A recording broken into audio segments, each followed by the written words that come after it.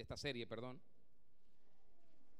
Y la verdad es que estoy muy contento por el título que hoy hemos dado a esta séptima parte, que es Poder para hacer las riquezas.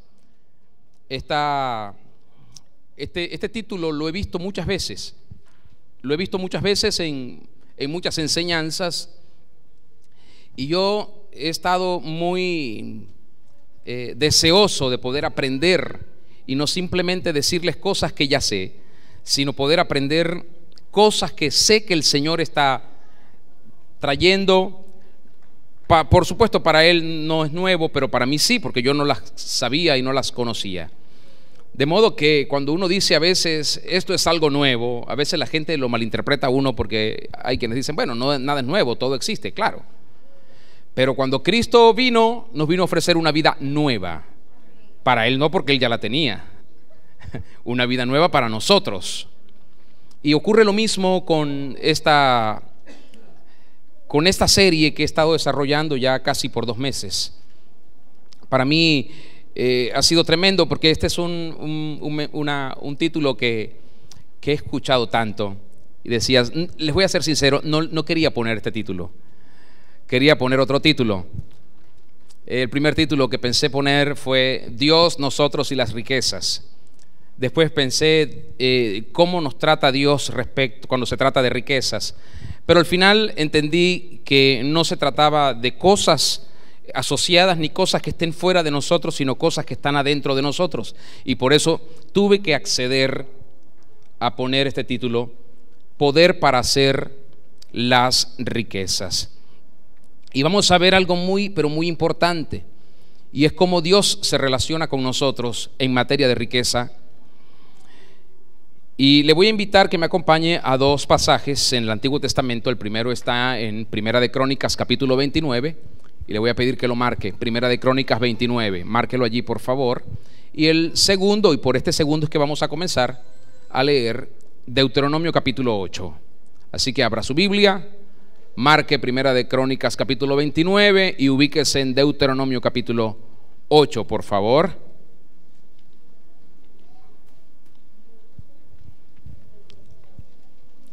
Deuteronomio capítulo 8. Por ahí vamos a comenzar. Y le pido que, si puede, si no tiene Biblia, trate de ubicarse con alguien que tenga una y leer, porque es tan importante lo que vamos a leer. Esto va a traer una trascendencia. Yo soy de las personas que pienso que a veces, cuando no comprobamos las cosas por nosotros mismos, no nos convencemos de ellas. Y hay personas así, personas que cuando no ven realmente que las cosas son o fueron escritas o dichas de esa forma, hay gente que no cree. Hay gente que piensa que uno inventa a veces cosas para persuadir. Pero yo quiero que lo lean, además esto va a traer un beneficio enorme a sus vidas. Bueno, voy a comenzar con Deuteronomio capítulo 8, versos 11 al 14, para quienes están anotando, para quienes están tomando notas. Voy a leer esta vez en la versión Reina Valera. Dice, cuídate. Dile al que está a tu lado, cuídate. Cuídate de no olvidarte de Jehová tu Dios. Imagínese que si Dios hace esta advertencia es porque Dios sabe que hay personas que se olvidan de Dios. Ahora, Dios no le está hablando a la gente que ya se olvidó de Dios. No. Dios le está hablando a la gente que está, por supuesto, consciente de que Dios está presente en su vida, de que Dios existe. Y Dios les está hablando a estas personas y les está diciendo, a usted y a mí nos está diciendo, cuídate de no olvidarte de Jehová tu Dios. Hay una tendencia, hay una situación recurrente en las personas, especialmente cuando están en una condición favorable. Entonces Dios dice, cuídate de no olvidarte de Jehová tu Dios para cumplir sus mandamientos. O sea, el hecho de que le des importancia a esto de no olvidarte del Señor es para que cumpla sus mandamientos. Es muy fácil, y Dios lo sabe, que una persona que se olvida de Él deje de cumplir sus mandamientos. Es muy fácil. Una persona que se olvida de Dios no estará atenta a cumplir lo que Dios manda. Dice además, para cumplir sus decretos y sus estatutos que yo te ordeno hoy. Así que hoy usted va a tener instrucciones. Diga conmigo, hoy voy a recibir instrucciones. Diga conmigo, hoy me van a recordar los mandamientos del Señor para ponerlos por obra. Dice, no suceda que comas y te sacies y edifiques buenas casas en que habites. Es decir, no hay problema con que usted le vaya bien y tenga prosperidad, pero Dios está haciendo una advertencia. Y tus vacas y tus ovejas se aumenten y la plata y el oro se te multipliquen. No hay problema con que usted aumente sus bienes y muestre lo que es natural si usted es un hijo de Dios y son las riquezas del Señor. No hay problema con eso. El problema es este, verso 14. Se enorgullezca tu corazón y te olvides de Jehová tu Dios, que te sacó de la tierra de Egipto, de casa de servidumbre. Ese es el problema. Que tu corazón se llene de orgullo cuando estés bien, cuando tengas cosas buenas, cuando tengas bienes multiplicados y tengas riquezas y tengas mucha comida y todo esté bien para ti, y entonces te olvides del Señor y de dónde te ha sacado el Señor. Hace una referencia muy precisa y habla de la casa de servidumbre. Cada vez que el Antiguo Testamento se refiere a la casa de servidumbre, inmediatamente nosotros tenemos que ubicarnos en Egipto, porque en esa casa es donde estuvo el pueblo de Israel por 430 años sirviendo bajo la opresión de Faraón. Y en esto debemos aclarar lo siguiente: tal vez en sentido literal tú no eres un israelita que fuiste sacado de la tierra de la esclavitud de Egipto, pero todos los nacidos de nuevos en Cristo Jesús sí fuimos sacados de la casa de esclavitud, porque el Señor nos sacó de la opresión, nos sacó de las tinieblas, nos sacó del yugo de la ignorancia, nos sacó del yugo del pecado y de la muerte y nos trasladó a la vida eterna con Cristo. ¿Me está siguiendo? Así que cuando hablamos de Egipto, estamos hablando de ese sistema tenebroso, corrupto y perverso que hay en el mundo, no solamente de aquella situación que vivieron los israelitas en tiempo de Moisés. Egipto para nosotros hoy es la confianza en las cosas de este mundo. Egipto es la casa de esclavitud en la cual tú no eres señor de nada. Egipto es esa casa opresora en donde tú no tienes derecho a nada, no hay nada que te pertenezca. Eso es Egipto. Egipto es una cultura de ideologías y filosofías que te dicen que debes hacer lo que el mundo dice, lo que el humanismo dice para prosperar. Trabajar, trabajar, trabajar y no parar de trabajar si quieres tener cosas buenas en la vida. Egipto es apoyarnos en la fuerza del hombre, es tener la confianza en las cosas del hombre, en las cosas que el hombre puede hacer por nosotros. Es quitar la confianza de Dios y ponerla en los sistemas humanistas. Egipto es depender económicamente, emocionalmente y espiritualmente de la ciencia y de la sabiduría de este mundo. Egipto es la limitación y el condicionamiento mental y el condicionamiento físico y el condicionamiento espiritual que no permite que tengas esperanza de una mejor vida, sino que creas que así vas a morir, que así van a nacer tus hijos en esclavitud, que así van a nacer tus nietos, tus bisnietos, tus tataranietos, y todas tus generaciones van a estar bajo un yugo, porque no hay manera de salir de Egipto. Eso es lo que es Egipto, toda esa ideología. Pero Dios nos sacó de la casa de servidumbre. Dios nos sacó de la casa de la esclavitud. Dios nos sacó del yugo opresor. Y si nos sacó, ya no tenemos por qué estar ahí. Si nos sacó, ya no pertenecemos allá. Y nos trasladó a una nueva tierra, la tierra de su reino, la tierra de nuestra herencia, la tierra de nuestra seguridad, la tierra de nuestra firmeza, la tierra de nuestra salud. Es la tierra donde Dios manifiesta su presencia plenamente. Allí nos puso Dios para que vivamos en su presencia y para que disfrutemos de su presencia sin ningún tipo de reservas. Pero el Señor está advirtiéndote acerca del hecho de que cuando Él haga venir abundancia de buenas cosas sobre tu vida, cuando Él haga manifestar cosas extraordinarias en tu vida, bien sea un buen empleo, un buen cargo, una buena gerencia, cuando Dios te dé a ti dinero y riquezas, así sea dinero de papel, metales preciosos como el oro o la plata, o piedras preciosas como el diamante, los rubíes o los zafiros. La advertencia es que cuando Dios te dé y haga abundar todas las cosas en tu vida, tú te llenes de soberbia, te llenes de orgullo, tu corazón se haga altivo y digas, verso 17 de Deuteronomio 8, y digas en tu corazón: mi poder y la fuerza de mi mano me han traído esta riqueza. Sino acuérdate de Jehová tu Dios, que Él te da el poder para hacer las riquezas, y el propósito por el cual Dios te da poder para hacer riquezas es confirmar su pacto que juró a tus padres, como en este día.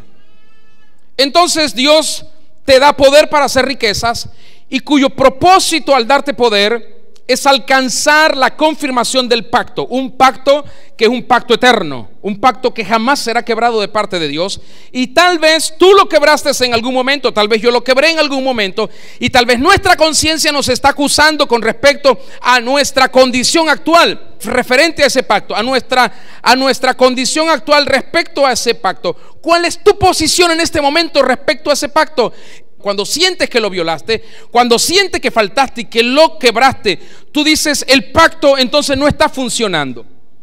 Y fuera del pacto, tú no tienes tierra, no tienes herencia, tú no tienes vida, tú no tienes fe, tú no tienes amor. Fuera del pacto, nada de lo que Dios te ha ofrecido funciona. Eso es lo que pasa. Entonces a Dios le interesa hoy hacer dos cosas. Número uno, confirmar su pacto. Y número dos, hacerte entender que Él te dio el poder para que tú produzcas las riquezas. Fuera del pacto nosotros no podemos producir riquezas. Trabajamos para el mundo, trabajamos para los hombres, para los sistemas, para las personas, pero no para Dios. Creemos que estamos haciendo algo para Dios, pero no es así. Hay alguien más que está bajo el sistema de este mundo, que está condicionando todo lo que recibimos, todo lo que tenemos, todo lo que poseemos, y si un día le da la gana nos quita todo lo que hemos podido llegar a alcanzar, porque estamos fuera de ese pacto. Pero con Dios las cosas funcionan diferente. Fíjese, para que Dios confirme el pacto, es importantísimo que nosotros entendamos lo que representa ese pacto para Dios, no para nosotros, porque nosotros podemos tener una idea de ese pacto. Podemos pensar que ese pacto funciona bajo nuestras propias condiciones, creencias, pensamientos e intenciones. Pero no es así. Ese pacto trasciende mucho más allá de lo que nosotros pensamos. Va mucho más allá de lo que nosotros imaginamos. Por eso es que Dios hace algo. Para confirmar su pacto, Dios pone adentro de nosotros un poder.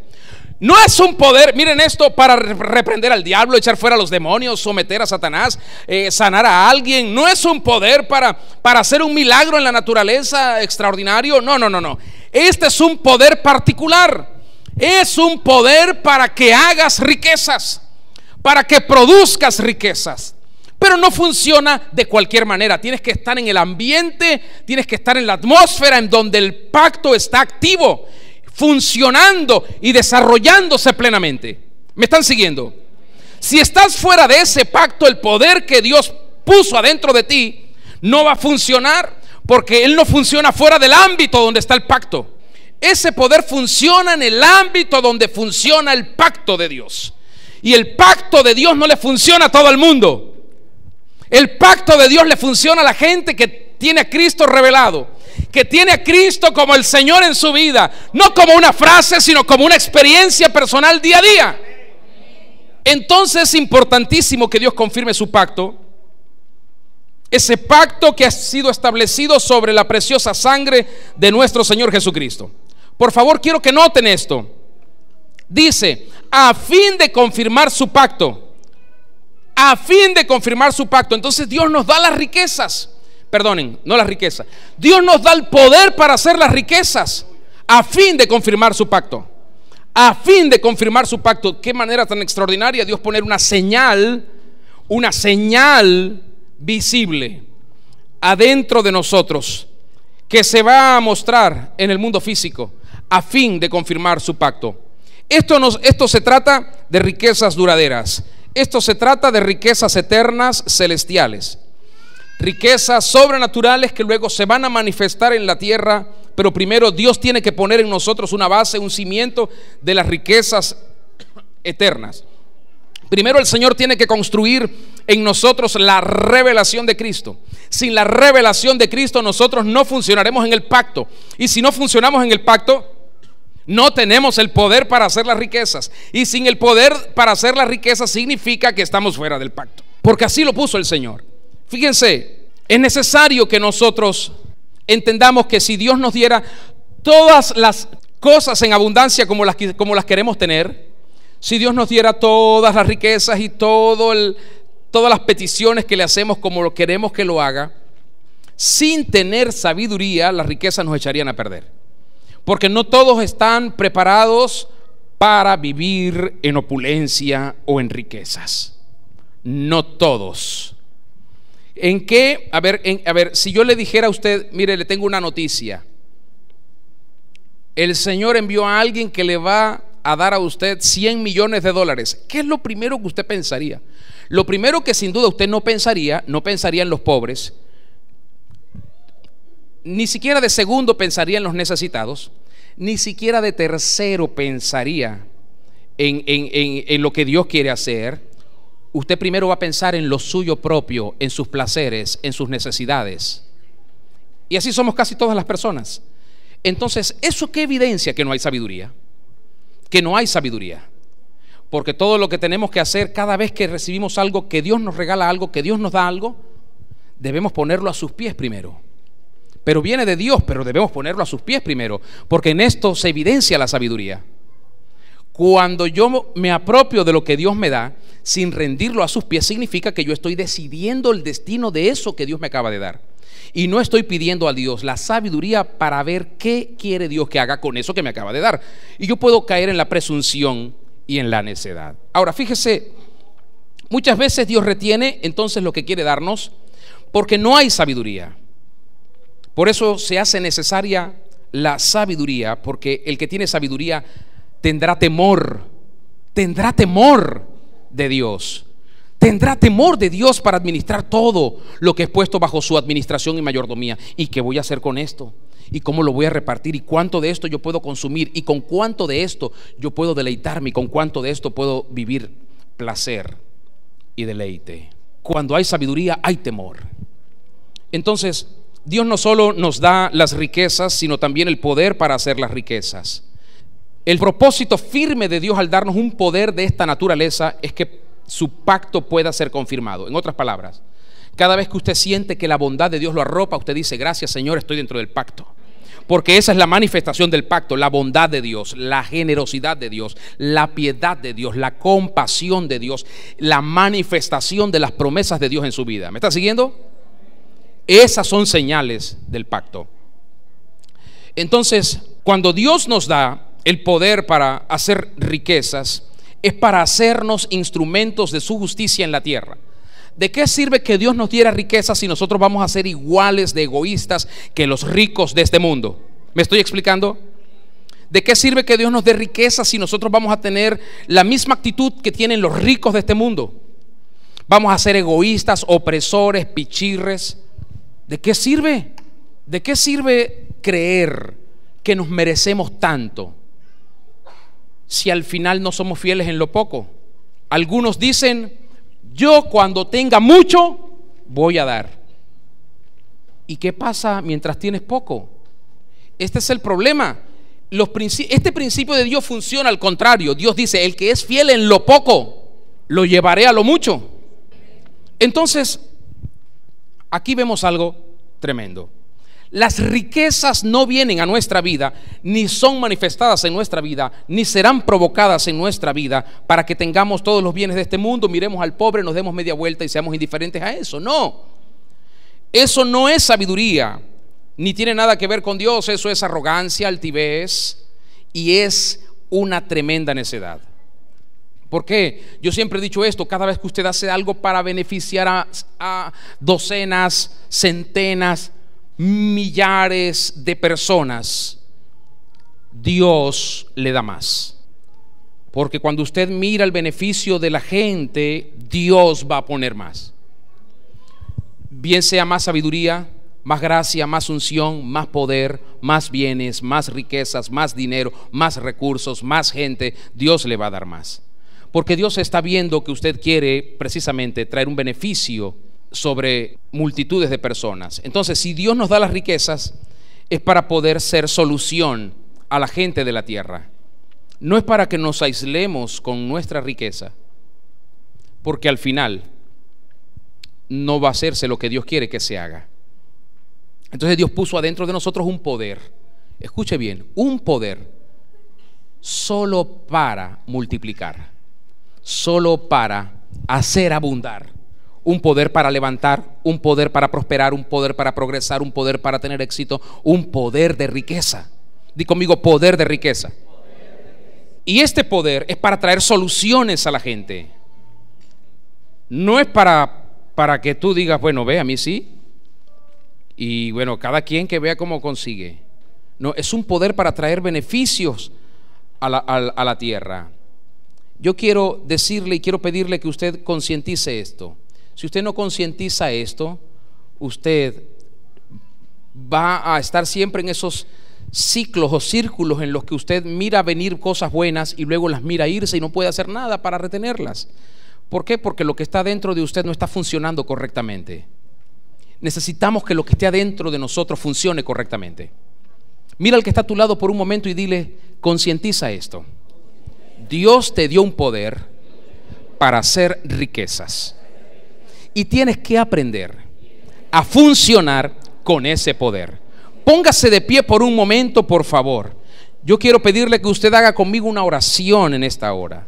Quiero que me levante una de sus manos y la otra mano la ponga en su corazón y le diga conmigo al Señor con convicción, con fe. Dile conmigo, Padre Celestial. Dile, Señor de toda justicia y de toda verdad, en este momento creo en lo que estoy leyendo, creo en lo que estoy aprendiendo. Confirma tu pacto conmigo en la preciosa sangre de tu Hijo Jesucristo, y dame la sabiduría y la inteligencia que tanto necesito para glorificarte a ti en todos mis pasos, decisiones y acciones. Ahora mismo, por la fe en tus promesas, yo tomo el poder que tú me das para hacer riquezas. Primeramente, las riquezas duraderas. Dame el entendimiento de las riquezas celestiales y ayúdame a caminar contigo como tú quieres que yo lo haga. Endereza mis veredas, endereza mis caminos y dame un corazón generoso para dar, para compartir y traer soluciones a mi nación y al mundo. Hoy estoy creyendo en el poder del nuevo pacto, sellado con la sangre de Cristo y establecido sobre mejores promesas, el cual hoy es confirmado en el nombre del Señor Jesucristo sobre mi vida. Yo lo creo en el nombre del Señor, y los que lo creen digan amén. Aleluya. Por favor, ocupe su lugar. Cuando hablamos de riquezas, indefectiblemente estamos hablando de sabiduría. En nuestro contexto no podemos hablar de riquezas sin hablar de sabiduría. No podemos hablar de sabiduría sin hablar de riquezas. Ya les expliqué eso en los 6 temas anteriores. Yo quiero que veamos la vida de una persona que pudo discernir con claridad lo que significa vivir sabiamente. Y porque supo discernir con claridad lo que significa vivir sabiamente, accedió a las riquezas eternas, pero también a las riquezas físicas. Y esa persona fue el rey David, quien conoció a Dios a cara descubierta. David, dice el Señor, Dios testifica de él, y David tenía el corazón de Dios, literalmente. Dios había puesto su corazón en el rey David para que David funcionara como Dios funciona. Y aunque la naturaleza humana de David lo llevó a cometer errores muy tristes, al final David se mantuvo en el plan del Señor y por eso alcanzó promesas eternas. Si hacemos un contraste entre la vida del rey David y la vida del rey Salomón, porque si hablamos de sabiduría de los personajes bíblicos tenemos que hablar a Salomón, tenemos que citar a Salomón obligatoriamente, porque creemos que Salomón fue la persona más sabia de toda la tierra en todos los tiempos, y Dios le dijo: no habrá otro antes que tú, tan sabio como tú. Entonces tenemos que citar a Salomón. Pero si hacemos un contraste con el rey David, tengo que decir que es cierto que Salomón recibió la sabiduría de Dios. Ojo, no la sabiduría de los hombres. Es cierto. Atención, jóvenes, que esto les interesa mucho, les va a ayudar a ustedes bastante. Presten atención, porque Salomón, cuando recibió la sabiduría, era un joven, un niño. Salomón recibió la sabiduría de Dios. Quiero que noten esto y que lo tengan muy en claro. Salomón recibió la sabiduría de Dios, no la sabiduría de los sistemas, de Dios. Sin embargo, Salomón se dio el lujo de permitirse ciertas cosas en su vida que lo fueron desviando en la complacencia de sus muchas mujeres paganas, y eso lo hizo perderse en la vanidad. Como consecuencia, Salomón tuvo un triste final. Habló y habló de la sabiduría y escribió de la sabiduría, y se dijeron cosas de la sabiduría de Salomón, y todos los reyes de la tierra tenían que ver con la sabiduría de Salomón. Pero Salomón tuvo un triste final.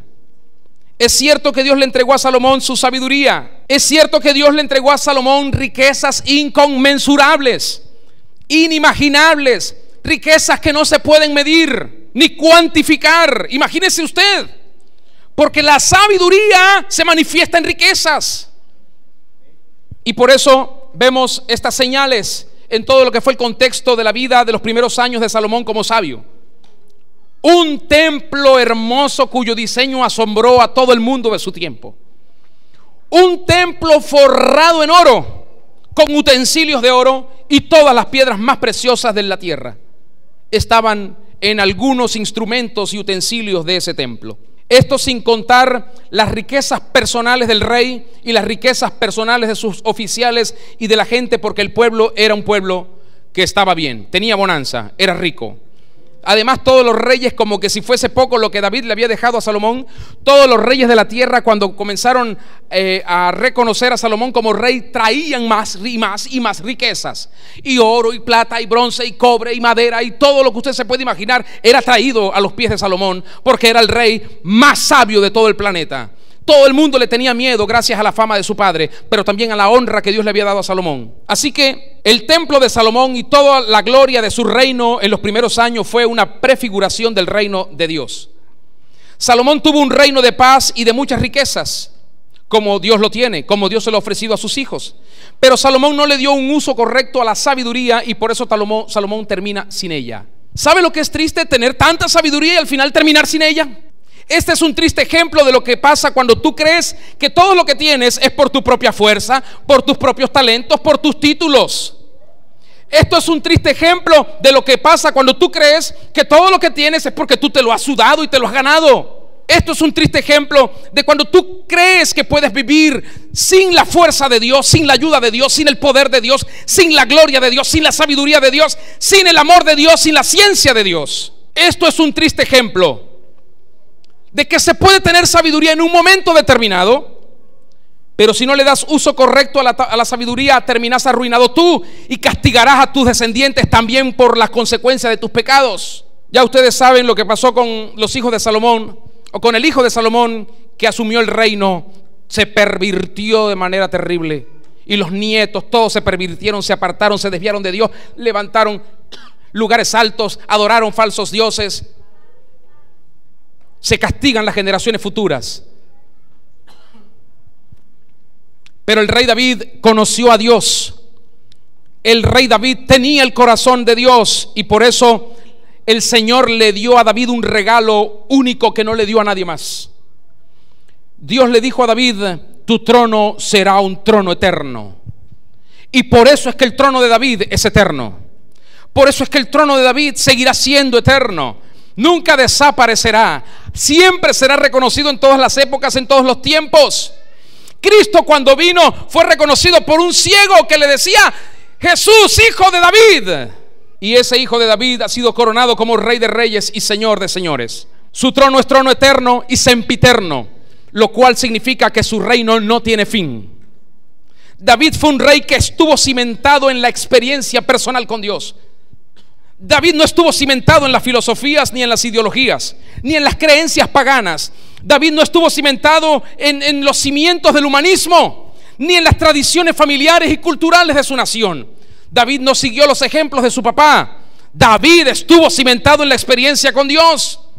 Cuando David tenía un problema serio y entendía que no lo podía resolver, David venía a Dios y hablaba con Dios. Un día David hizo algo que no debió hacer. Él creyó que estaba bien hacerlo, pero aquello ofendió a Dios y le costó la vida a 70,000 soldados. Un famoso censo del cual se habla siempre en los púlpitos. ¿Por qué? Porque Dios no comparte su gloria con nadie. Dios vio que cuando David estaba contando al ejército, 20, 30, 100,000, Dios estaba viendo una competencia. Dios decía, tú estás con... Tal vez David en su corazón no lo hizo por eso, pero Dios dijo, voy a dejar una sentencia sobre esto y voy a dejar un ejemplo en esto. Y es que no voy a permitir que ninguno que tenga mi corazón confíe en los hombres. No voy a permitir que ninguno que tenga mi corazón confíe en la fuerza humana. No voy a permitir que ninguno que dice que tiene mi corazón confíe en la sabiduría de los hombres. ¿Y qué hizo Dios? Le restó 70,000 al ejército como para que dijera, ¿y ahora en quién vas a confiar? Confiaré en ti, Señor, siempre en ti. Esa tiene que ser la devoción, la declaración, la invocación de aquellos que dicen tener el corazón del Señor. Pero muchos están equivocados porque siguen confiando todavía en donde no tienen que confiar. Por favor, acompáñeme a este segundo pasaje que le cité. Primera de Crónicas 29, el verso 11, se lo tengo citado acá. Dice, tuya es, diga conmigo, tuya. Otra vez, tuya. Dígalo fuerte, tuya. Más fuerte, tuya. Dice el rey David, porque estas son las palabras del rey David. Nada más y nada menos que previo a la sucesión de la corona. Previo a la sucesión de la corona, el rey David dice, antes de despedirme del gobierno, del trono y de la corona, voy a hacer algo. Voy a darle a Dios todo, todo, porque Él se lo merece todo, porque de Él es todo, porque Él lo ha hecho todo. Miren esto. Y entonces él dice en aquella gran experiencia delante de todo el pueblo reunido, Dios tenía algo, no sé cómo hacía Dios, porque no había micrófonos, ni cornetas, ni amplificadores, para que todo el pueblo escuchara lo que la gente decía. Hacía algo tremendo Dios. Y entonces David dice, en aquella gran conmemoración del día de la sucesión del trono, David levanta su voz y dice, tuya es, oh Jehová, la magnificencia y el poder. Imagínense el reconocimiento del rey, porque todavía es rey. Tuyo o tuya es la gloria, tuya es la victoria. David fue una persona de muchas batallas, de ejército, de sangre, de conquistas, pero él está diciendo, tuya es la victoria y tuyo es el honor, porque todas, di conmigo, todas, dilo fuerte, todas. Él dice, todas las cosas que están en los cielos y en la tierra son tuyas. Dilo conmigo, todas las cosas que están en los cielos y en la tierra son tuyas. Tuyo, oh Jehová, es el reino y tú eres excelso sobre todos. Créame, me hubiese gustado estar ahí en ese momento. A veces lo digo tanto y lo digo con mucha pasión porque me imagino cuántas veces leo y he leído y me encanta leer este pasaje e imaginarme la escena. Wow, ver al rey David conmocionado, recordando tantas experiencias del pasado, constatando la honra y la fidelidad del Señor en su propia vida frente a un pueblo. Y David sabe que a su hijo le corresponde un desafío fuerte, y es la construcción, nada más y nada menos, la edificación de la casa de Dios. Ahora, con todo esto que hemos leído, yo pregunto, ¿habrá alguien? Bueno, en este mundo sí lo hay, pero yo digo aquí hoy con nosotros, que después de lo que hemos leído y lo que hemos dicho, ¿habrá alguien que todavía diga, esto es mío? Este carro es mío porque yo lo compré con el esfuerzo de mi trabajo. Esta casa es mía porque esta casa lo logré gracias a mi astucia en los negocios. ¿Habrá alguien todavía que pueda decir y que tenga la osadía de decir: esta riqueza es mía porque yo la construí, porque soy una persona muy inteligente? No, no es ni tu carro, ni tu casa, ni tu riqueza, ni nada. No tienes nada sin Dios. Todas las cosas que están en el cielo y en la tierra son tuyas, Señor. Todo es tuyo. Todo es tuyo. Dígaselo al Señor. Dile, a ver, ahora personalízalo. Di: todo lo mío. Todo lo que yo creía mío. Todo lo que yo pensaba que era mío. Todo lo que yo imaginaba que era mío. Todo es tuyo. ¿Sabe qué pasa cuando hacemos eso y lo hacemos de corazón? Ahí comienza a manifestarse la sabiduría. Ahí comienza, porque este es el temor de Dios. Este es el temor de Dios. Lo dice nada más y nada menos que el rey David. Ahora, ustedes saben que hay otro texto que se los he citado también muchas veces en los Salmos, que dice que la tierra y su plenitud son de Él, el mundo y los que en Él habitan. Todo le pertenece al Señor. Todo es tuyo. El poder, la gloria, la victoria, las riquezas, el honor, la majestad. Todo, Señor, todo es tuyo. Todo es del Señor. Todo le pertenece al Señor. Todo. Dilo conmigo: todo es tuyo, Señor. Dile que está a tu lado: nunca lo olvides. Nunca te olvides de eso, que todo es del Señor. En esto comienza el verdadero conocimiento de Dios. Con esto comienza la verdadera experiencia personal con el Dios vivo. Esta es la señal de la inteligencia y de la sabiduría, cuando reconocemos que todo, pero todo es del Señor. Reconocer a Dios en su posición de rey, reconocer a Dios en su posición de dueño y Señor de todo lo que existe en el mundo espiritual y en el mundo físico, eso nos da a nosotros una posición privilegiada ante Él. Ahora, cuando yo comienzo a tomar cosas para mí de todo lo que es de Dios, entonces comienzo a transitar en el camino de la necedad y me dejo enredar, enlodar por el camino que me va apartando de la verdadera riqueza. Y yo quiero que me preste atención en los próximos minutos, porque esto va a ser crucial. Si no, usted no va a entender esta impartición. Présteme toda su atención, por favor. Cuando yo vivo con la conciencia de que todo lo que está en el cielo y todo lo que está en la tierra es de Dios, simplemente entonces adopto una actitud, adopto una posición. La actitud de ser siervo y la posición de ser instrumento. Un instrumento que Dios va a usar, por ejemplo, ¿para qué?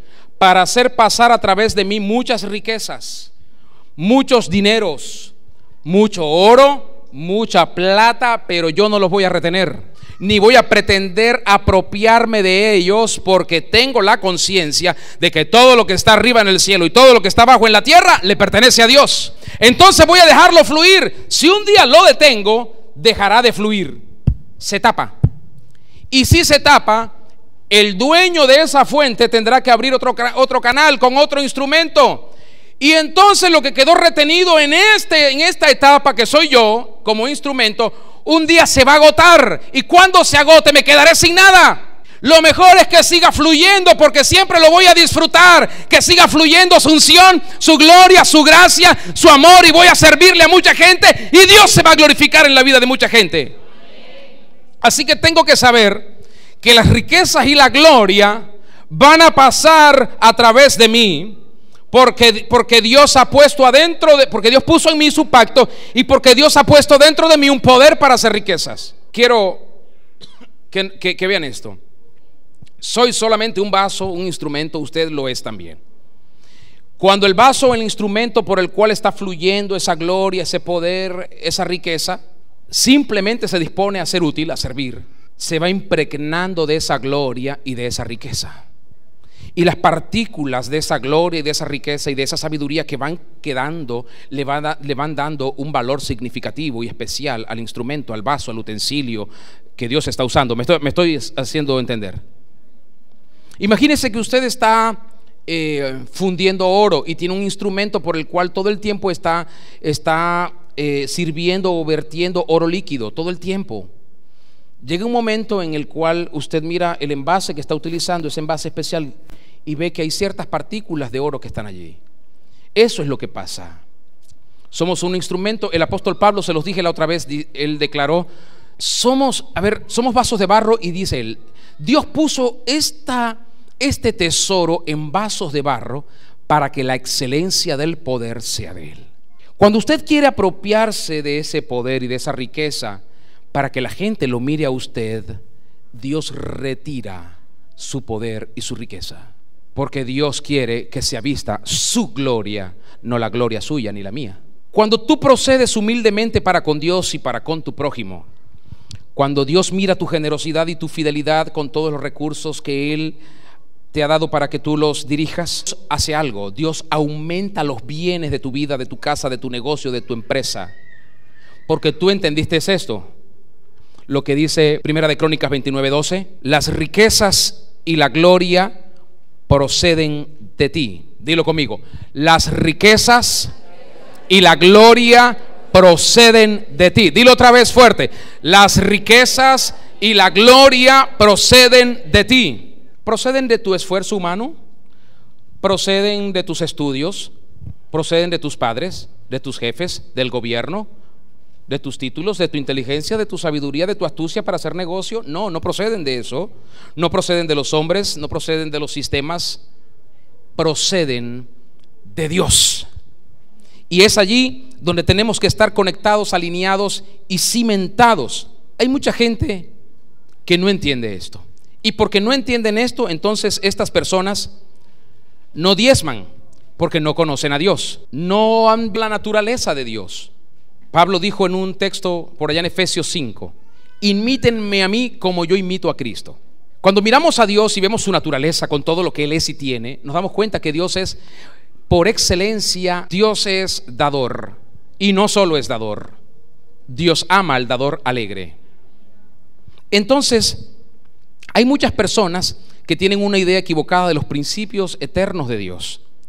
Muchos otros diezman equivocadamente porque lo hacen bajo la ley y no se dan cuenta de que hay un texto en Romanos capítulo 2 que dice que aquellos que quieren vivir por la ley serán juzgados. El diezmo no tiene nada que ver con la ley. El diezmo tiene que ver con la fe de Dios, con la fe del Hijo de Dios.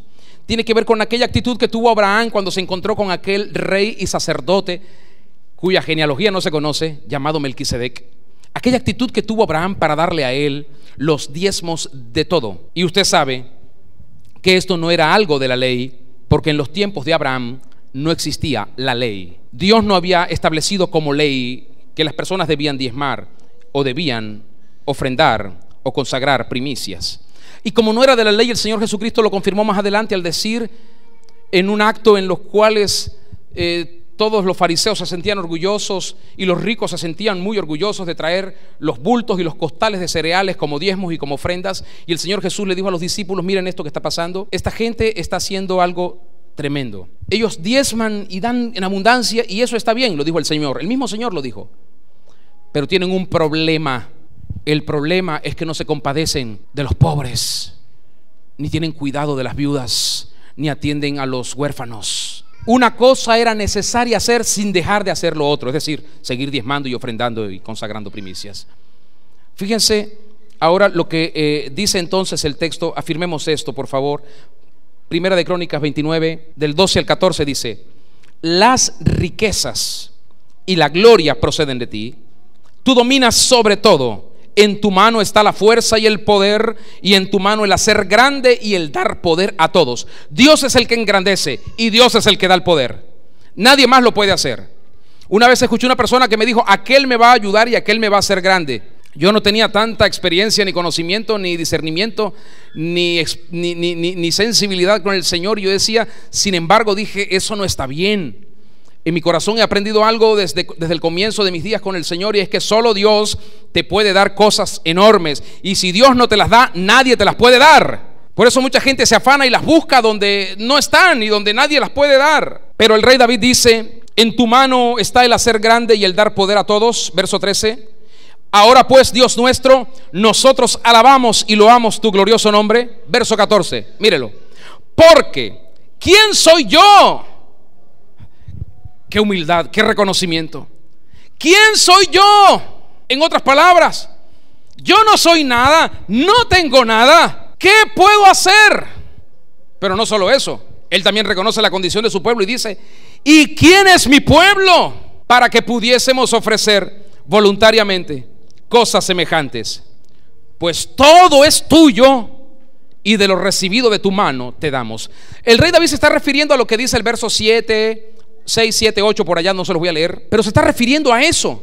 Porque cuando el rey David llegó, él le dijo delante de todo el mundo, dijo: ¿saben qué?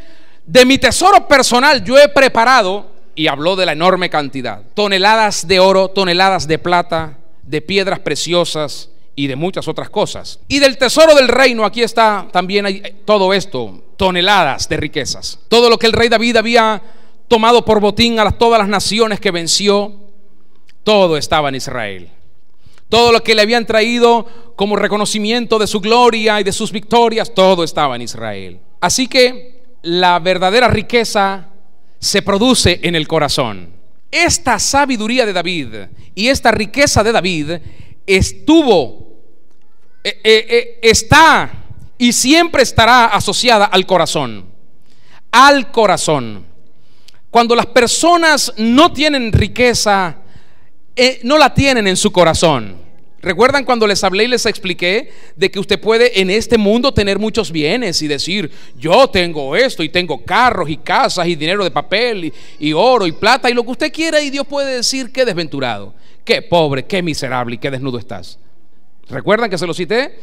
Apocalipsis capítulo 3 verso 17. Bueno, las riquezas verdaderas, las riquezas duraderas, las riquezas eternas están asociadas con el corazón. Di conmigo: el corazón. Y Dios puede mirar en tu corazón y decir: qué rico eres. Eres una persona muy rica, porque en ti está lo que yo quiero que esté. En ti está mi sabiduría, mi temor. Eres una persona muy rica. Cuando Dios miró a David, lo miró y dijo: ahí está mi corazón. Este es una persona conforme a mi corazón. Cuando Dios miró a Salomón en su inocencia y le dijo: quiero tu sabiduría para gobernar este pueblo tan enorme, difícil. Y Dios dijo: qué maravilloso, porque ahí, desde el momento en que dijiste quiero sabiduría, es como si me hubieses dicho quiero riquezas. Y por cuanto pediste la sabiduría, indefectiblemente serás una persona que abundará en toda clase de riquezas. La verdadera riqueza está asociada al corazón. De manera que David tuvo una manera especial de conocer a Dios, de verlo en su majestad, en su gloria, y decir: sí, Señor, quiero hacer tu voluntad, como también lo dijo el Señor Jesucristo. Este pasaje que estamos leyendo fue escrito precisamente en medio de aquella manifestación de gratitud y generosidad del pueblo de Israel hacia Dios, previo a la construcción del templo de Salomón, por cierto. Entonces el rey David dice: yo no sé ustedes, pero yo le voy a dar a Dios todo esto. Y pasó algo. David expresa, David evidencia las características de un corazón humilde. David pone de manifiesto un corazón lleno de temor a Dios. David tuvo un corazón generoso y lo hizo mostrando aquella enorme fortuna que ofrendó, y el pueblo lo siguió voluntariamente. Por eso David dice: ¿quién soy yo y quién es mi pueblo para que pudiésemos ofrecer voluntariamente semejantes cosas? No somos tan buenos, no ganamos tanto por nuestros talentos, Señor. No, todo tú nos lo diste, tú nos lo entregaste todo, y como tenemos en abundancia, no podemos ser egoístas al reconocer que todo es tuyo y decir: bueno, está bien, ¿para qué vamos a dar si ya el rey dio tanto que con eso sobrará? No, nadie me va a quitar a mí el deseo de poderle decir a Dios: yo también estoy agradecido y también voy a dar. Y esto fue lo que hizo el pueblo como una expresión de amor hacia Dios y hacia su casa. Pero yo quiero resaltar algo aquí, por favor. Quiero resaltar algo. Yo sé que aquí los corazones se ponen así como que en alerta, y las mentes comienzan a sentirse persuadidas, pero yo quiero que noten algo. Lo más asombroso en este evento, lo más asombroso en esta experiencia del rey David y del pueblo, no fueron las toneladas de oro, ni de plata, ni de las piedras preciosas que dieron, porque Dios es el dueño del oro, es el dueño de la plata y es el dueño de todas las piedras preciosas. Así que Dios se toma muy en serio cuando David le dijo: todo es tuyo. Y Dios dijo: sí, claro, todo es mío. ¿Qué creía? Que iba a decir que no, todo es mío. La verdad es que sí, todo es mío, todo es de Dios. O sea, a Dios no lo sorprendió esa ofrenda. David estaba impresionado porque él decía: ¿quién soy yo? ¿Y quiénes somos nosotros para que podamos dar cosas semejantes? Pero Dios no estaba sorprendido, porque de Dios es toda la tierra y su plenitud, el mundo y los que en él habitan. Y si Dios dijo: y si yo quisiera algo, no te lo pediría a ti, lo tomaría, porque todo es mío. Ese es Dios. Entonces lo más asombroso no es esa gran cantidad, esas montañas, esas pilas de tesoros, de alhajas, de anillos, de piedras, de oro, de lo que usted se quiere imaginar que la gente trajo, de cereales, de vacas, de animales, de todo lo que ofrendaron para los sacrificios, porque también ofrendaron para los sacrificios, porque Dios en esos tiempos demandaba sacrificios de corazón, y comenzaron a ofrendarle al Señor. Ahora, lo más notable de todo esto fue que el pueblo, cada vez que traía lo que traía, tal vez no todos tenían kilos de oro para traer, algunos tenían onzas, o tal vez algún zarcillito, o tal vez simplemente una piedrita de zafiro, o tal vez unas palomas o unos palominos, como se escribía en el Antiguo Testamento. Tal vez otros apenas unos kilos de cereales. Pero lo más notable en todo esto no fue lo que trajeron, que fue mucho en realidad, sino que el pueblo se dio a sí mismo con la ofrenda, y se dieron de todo corazón, y Dios lo vio.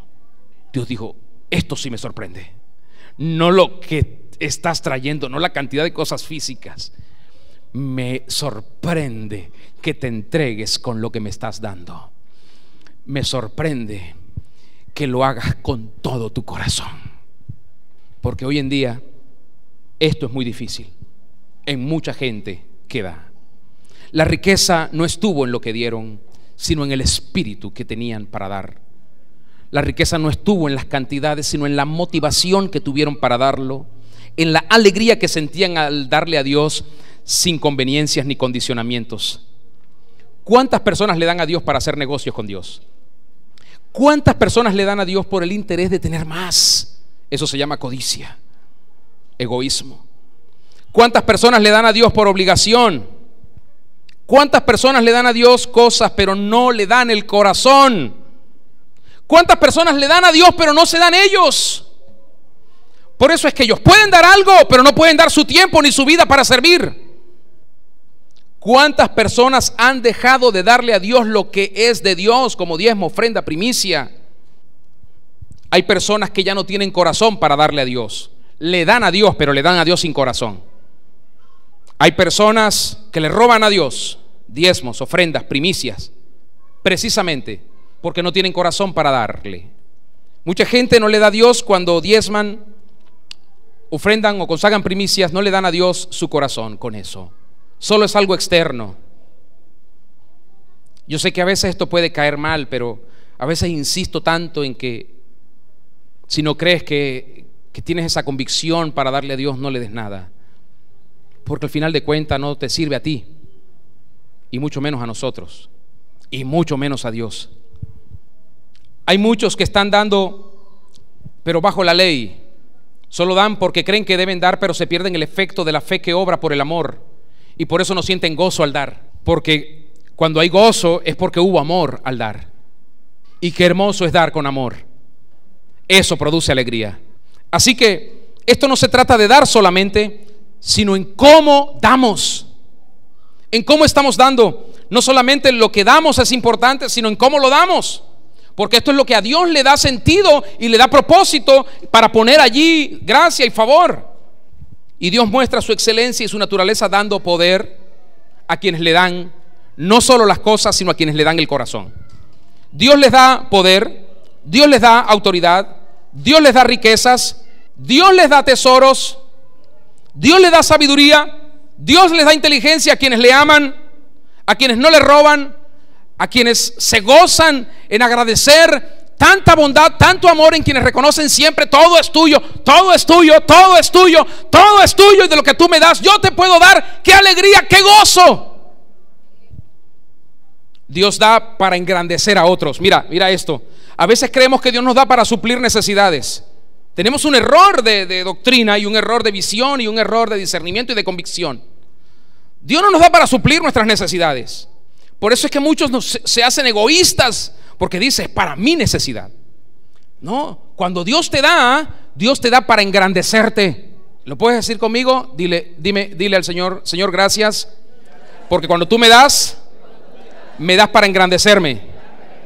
Vi unas caras tan incrédulas que ni ustedes mismos se lo creen. Qué incredulidad tan grande hay en algunos. Vuélvelo a decir: gracias, Señor, porque cuando tú me das para engrandecerme. Dios no te da para que suplas necesidades. Dios te da para engrandecerte. ¿Y sabes qué pasa cuando tú dices: Señor, acepto que me engrandezcas? Dios quiere que tú sigas su ejemplo, que al dar tú también puedas engrandecer a otros. Que tú no des porque alguien tiene necesidad. Da para levantar, da para edificar, da para construir, da para que alguien avance, para que alguien progrese, para que a alguien le vaya bien. Pero algunos dan por necesidad. Imagínense, si no hubiera necesidad, no darían. Eso es lo que están diciendo. Si no hubiera necesidad, no daría nada. ¿Por qué tienes que esperar que haya necesidad para dar? ¿Por qué? Porque eres egoísta. Porque tiene que haber una razón que mueva tu corazón y tu carne. Pero Dios te está advirtiendo hoy: eso no está bien. Cuida tu corazón de eso. Da porque yo te mando a dar. Haya abundancia o haya escasez. Cumple mis mandatos, cumple mis mandamientos. Lo mío es mío. Y si te quieres apropiar de eso, pierdes. Pero algunos creen que esto es un compromiso con la necesidad. El dar, no es un compromiso con la necesidad. El dar es una experiencia de gozo con el Señor de todas las cosas. Aleluya.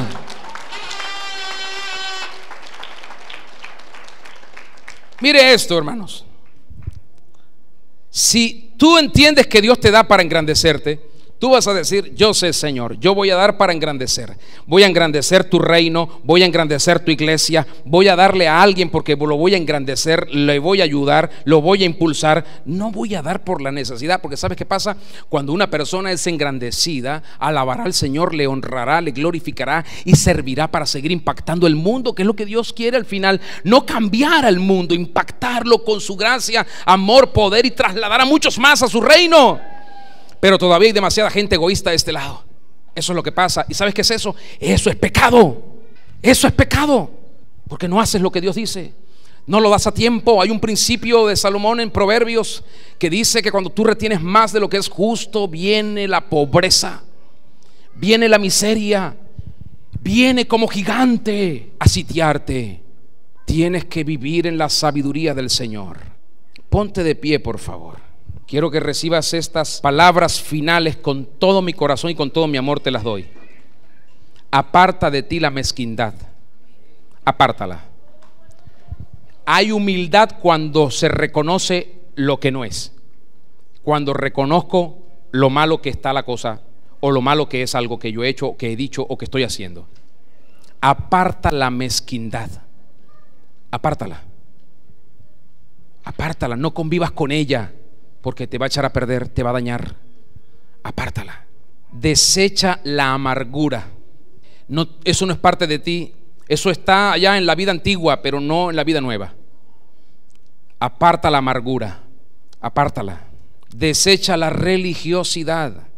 No hagas las cosas en la iglesia y en el reino y para con Dios solo porque hay que hacerlas. Pon el corazón en todo lo que haces. Pon tu corazón. Aléjate del orgullo. Apártalo de ti, porque Él te apartará de Dios. Si no apartas el orgullo de ti, Él terminará alejándote de Dios, porque el orgullo provoca autosuficiencia, independencia. Aléjalo de tu vida. Permítele al Señor engrandecerte. Permite que el Señor traiga sobre ti su amor, su poder, su justicia, su luz, su sabiduría, su inteligencia, sus riquezas para engrandecerte, porque me he dado cuenta que Dios te quiere engrandecer. Estoy convencido de eso. Dios te quiere engrandecer. Y algunos se han negado, consciente o inconscientemente, pero se han negado. ¿Cuándo te niegas a ser engrandecido por Dios? Quiero escucharlo de ustedes, a ver si esto les llegó. ¿Cuándo te niegas a ser engrandecido por Dios? Cuando retienes más de lo que tienes que retener. ¿Qué más? Cuando no obedeces. Cuando das solo por la necesidad. Cuando te resistes a que Dios te engrandezca. Cuando quieres buscar o juzgar. Buscar abundancia o riqueza por tus propias fuerzas o medios. Cuando quieres negociar con Dios. Cuando te resistes a que Dios te engrandezca.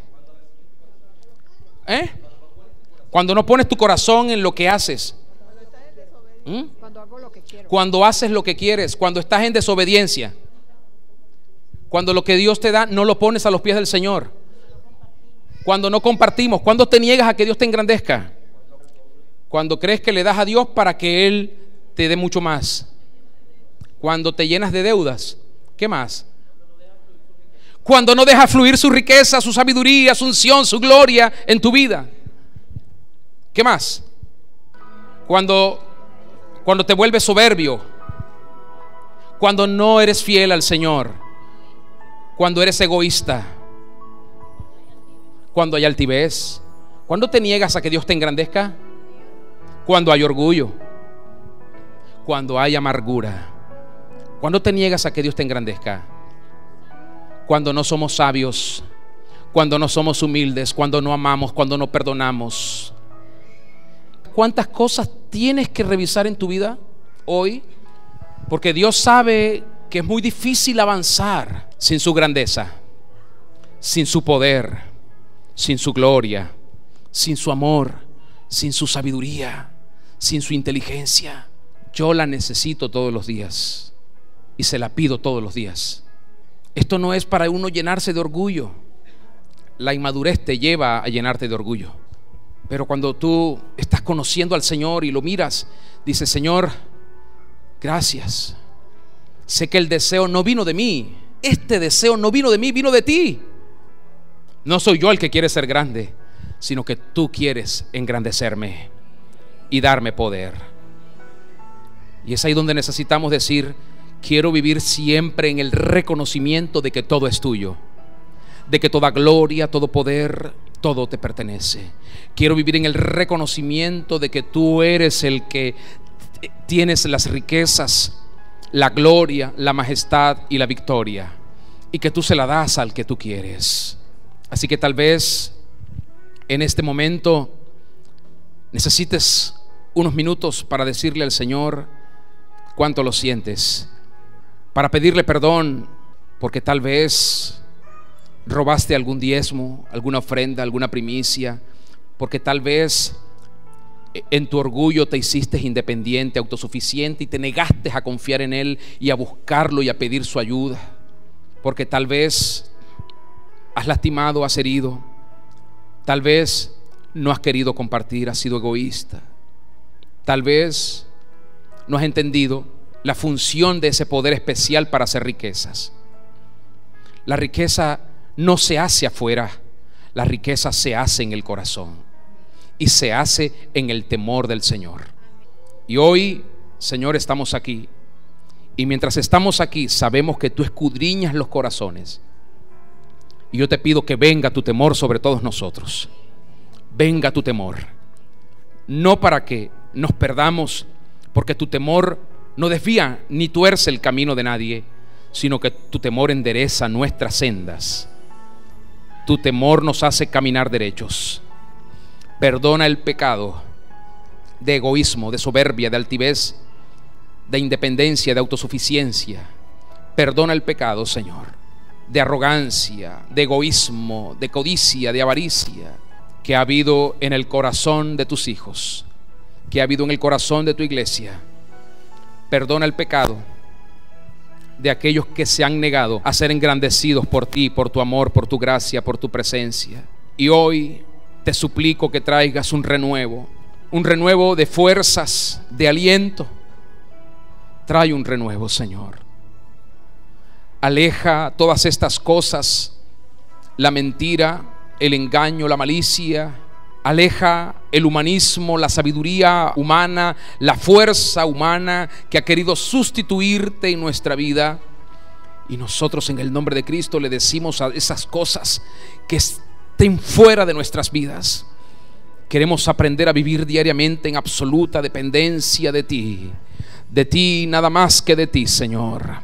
Haznos crecer en esto, haznos madurar en esto, Señor, y danos cada día el discernimiento para poder actuar, para poder obedecer tus mandatos, tus preceptos, tus ordenanzas, para hacerlo, Señor, por amor a ti, por amor a nuestro prójimo, no condicionados por la ley ni por la necesidad.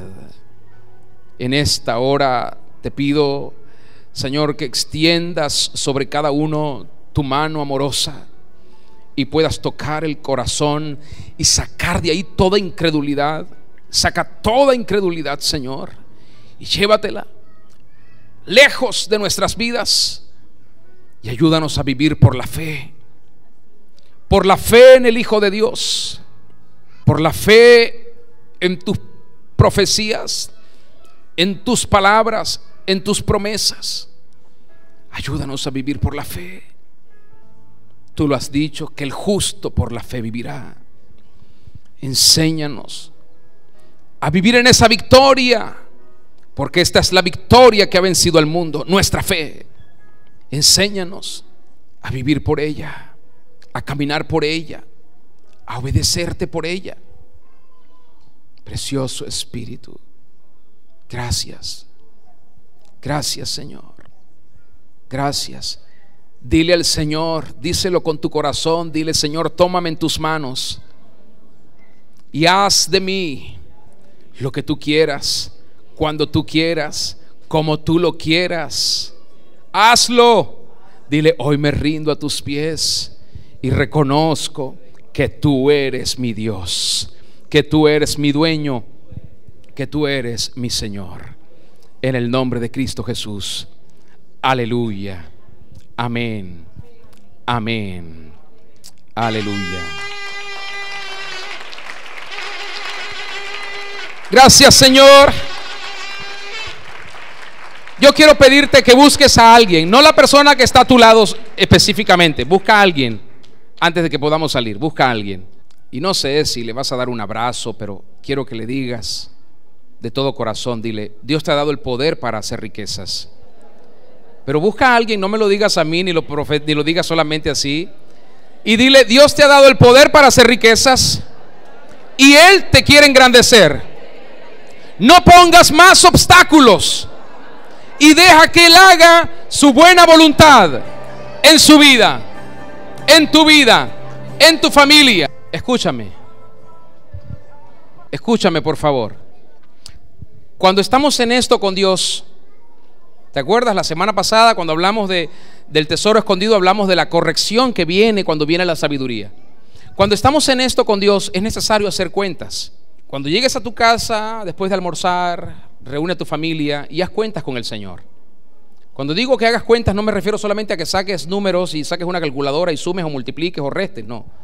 Me refiero a que hagas un inventario en tu vida por aquellas cosas que en tu vida debieron haber sucedido y no han sucedido, por aquellas cosas que en tu familia debieron haber sucedido y no han sucedido, por aquellas cosas que tú debiste haber dado y no las has dado, por aquellas cosas que debiste haber recibido y no las has recibido. Haz cuentas con el Señor. Y lo que te corresponda hacer, hazlo tú, hazlo. Y deja que Dios mueva los otros corazones. Y deja que Dios mueva su corazón también.